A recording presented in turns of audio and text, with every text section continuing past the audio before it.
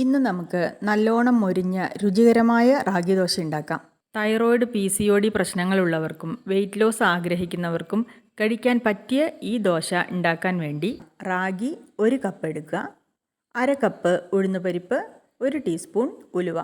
ഇതെല്ലാം നന്നായി കഴുകിയതിന് ശേഷം 6-8 മണിക്കൂർ വെള്ളത്തിൽ കുതിർത്ത് വയ്ക്കുക. അതിനുശേഷം മിക്സിയുടെ ജാറിൽ ഇത് നന്നായിട്ട് അരച്ചെടുക്കുക. അരച്ചെടുത്ത മാവ് ആവശ്യത്തിന് ഉപ്പ് ചേർത്ത് നന്നായി കലക്കി വയ്ക്കുക. രാത്രി മുഴുവനും വെച്ചാൽ രാവിലേക്ക് മാവ് നന്നായി പൊങ്ങിക്കിട്ടും. ഇത് നന്നായി ഒന്ന് ഇളക്കിയതിന് ശേഷം സാധാരണ നമ്മൾ ദോശ ഉണ്ടാക്കുന്നത് പോലെ തവയിൽ 1 തവി മാവ് ഒഴിച്ച് പരത്തിയെടുക്കുക. ഒരു വശം നന്നായി വെന്ത് വരുന്ന സമയത്ത് ഇതിലേക്ക് നെയ്യോ ബട്ടറോ ആവശ്യത്തിന് ചേർത്ത് കൊടുക്കുക. അതിനുശേഷം ഇത് മറിച്ചിട്ട് കൊടുക്കുക.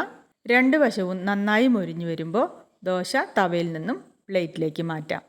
നല്ല ക്രിസ്പിയായ രുചികരമായ റാഗി ദോശ റെഡിയായി. ഇഷ്ടമായാൽ ലൈക്ക്, ഷെയർ, സബ്സ്ക്രൈബ്.